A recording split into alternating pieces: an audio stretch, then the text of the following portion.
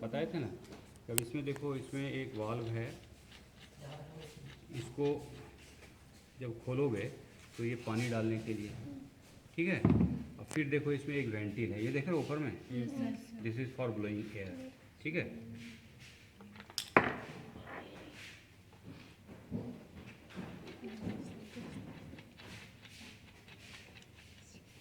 तो देखो ये दोनों इन्वर्टेड है।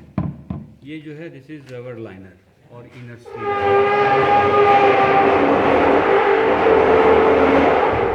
और इनर रबर लाइनर, ठीक है। ये गोट के लिए,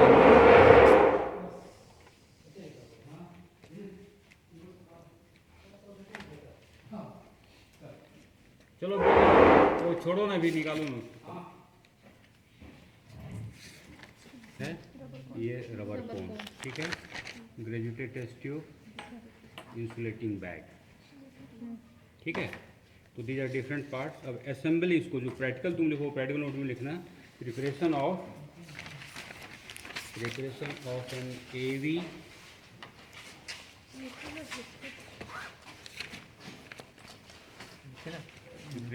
N AV for collection of semen from bull. Preparation of an AV for collection of semen from a bull, ठीक है। और थ्योरी में हम लिखा दिए हैं, सारा पार्ट वो लिखना, डायग्राम बनाना। अब देखो इसका जो है, इसको कैसे असेंबल करते हैं। तो this is inner rubber lining, ठीक है। इनर रबर लाइनिंग को क्या करते हैं कि पहले इसमें डालते हैं, ठीक है।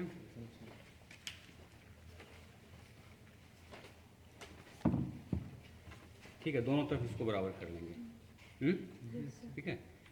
एक तरफ फोल्ड करके देखो, इसको ये जो है ना, इसको इनवर्डली फोल्ड करना है, ठीक है। जब हो गया तो फिर इसको जो है इस पर, ठीक है। अब जब ये हो गया, अब दूसरे तरफ भी सेम प्रोसीजर करना है। ध्यान खाली ये देना है कि ये जो है ये बिल्कुल क्लियर हो, मतलब फोल्ड नहीं हो जाए। फोल्ड हो जाएगा तो पैसेज को ब्लॉक कर देगा, ठीक है। तो इसको जो है एकदम देखना है कि ये बिल्कुल क्लियर हो। सेम प्रोसेस को पहले इनवर्डली,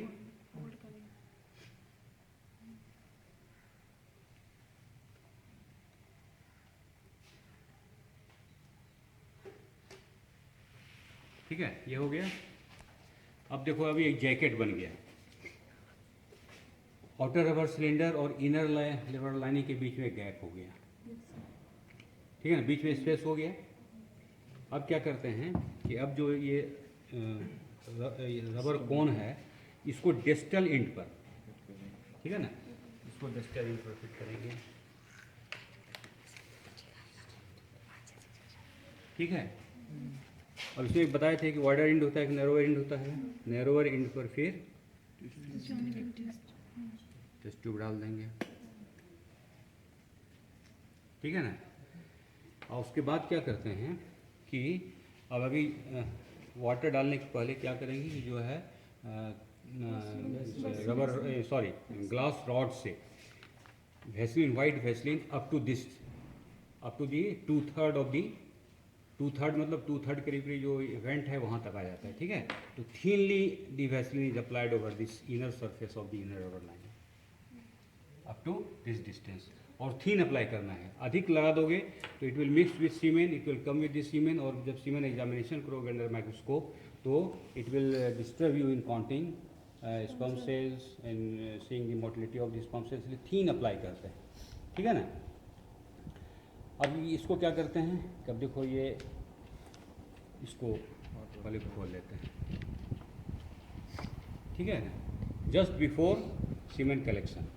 और उसके बाद में इसमें हॉट वाटर डालेंगे, कितना 50 to 55, है ना। ये जो टेम्परेचर डिपेंड करेगा सीजन पर। समर सीजन है तो लोअर साइड में देंगे, विंटर है तो हायर साइड में देंगे।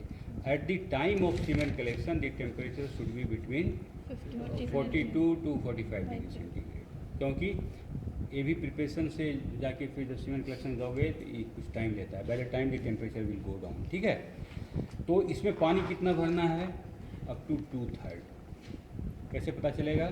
इसमें पानी भर दीजिए आप और इसको अपसाइड डाउन कर दीजिए।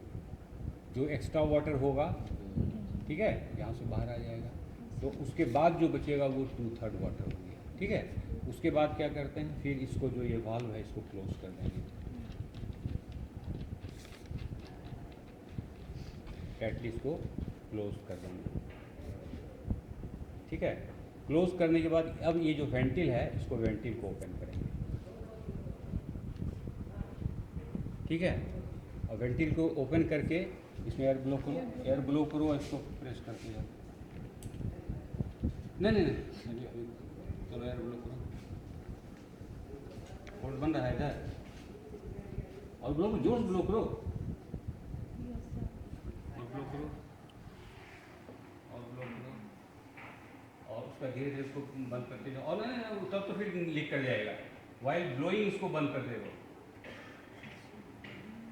और बंद करो, चलो।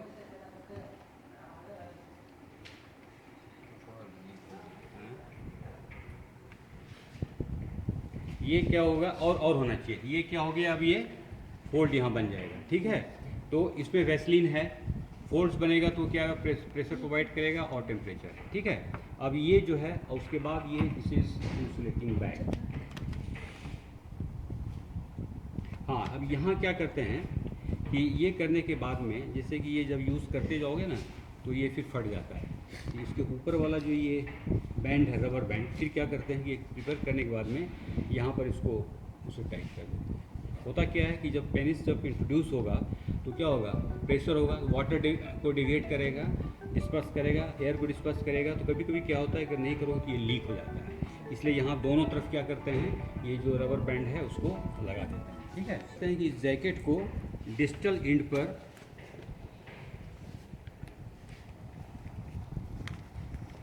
इसको फिक्स कर दें, ठीक है। इसको हम बांध देंगे। ये बड़ा है, थोड़ा सा छोटा होना चाहिए। इसमें देखो एक विंडो है जिसमें गेप लगा हुआ है, ठीक है। तो ये जैकेट क्या करता है, इसको दो, एक तो है कि जब सीमेंट कलेक्शन करोगे तो जो सन में सीमेंट कलेक्शन करने के बाद में कलेक्टिंग सेंटर प्लेस से फिर हम लोग लाते हैं लेबोरेटरी में। तो इस बीच में अगर डायरेक्ट सनलाइट अगर इसमें लगेगा तो उसमें जो यूवी रेज है that harms the spermatozoa present in semen. तो एक तो जैकेट क्या करता है, इंसुलेशन बैग को सन रेज के इफेक्ट से बचाता है। दूसरा, अगर जैकेट नहीं लगाओगे, ठीक है, तो कलेक्शन के समय में किसी भी तरह से ये ग्लास का है, ये टकरा के क्या होगा कि टूट सकता है।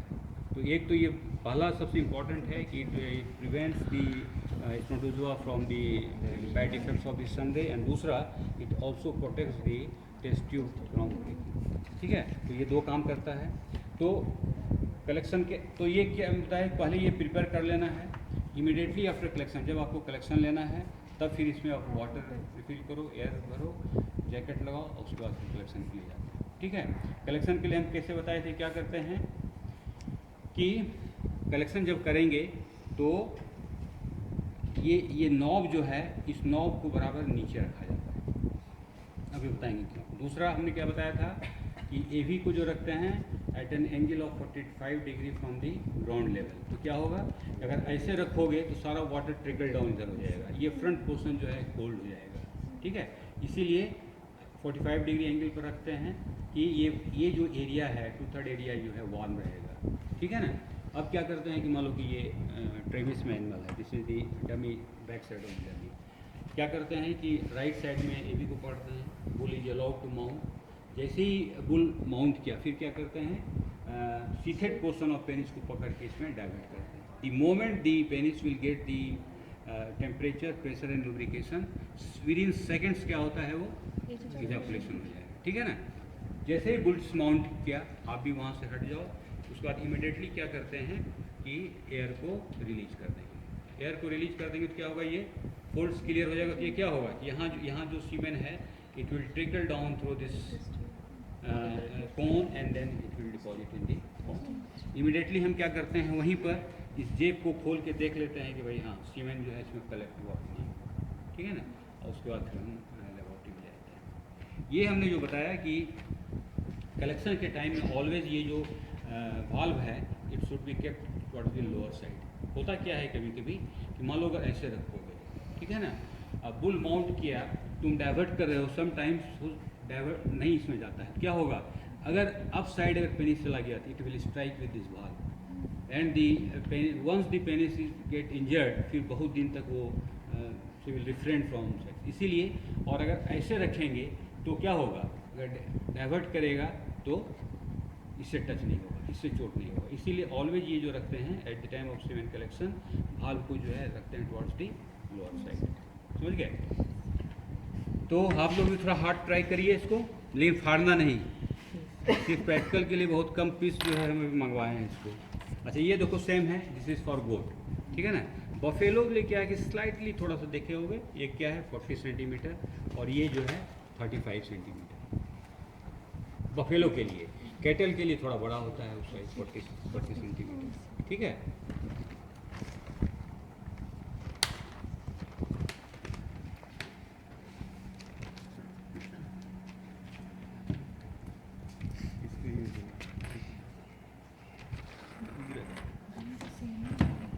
नख नहीं लगाना, नख लगाओगे फट जाएगा, फटेगा तो क्या होगा, कहीं अगर फट गया तो क्या होगा, वाटर निकल एक तो जो तुम जो एयर दोगे फोल्ड्स नहीं बनेगा, ठीक है ना, वाटर भी लीक करेगा।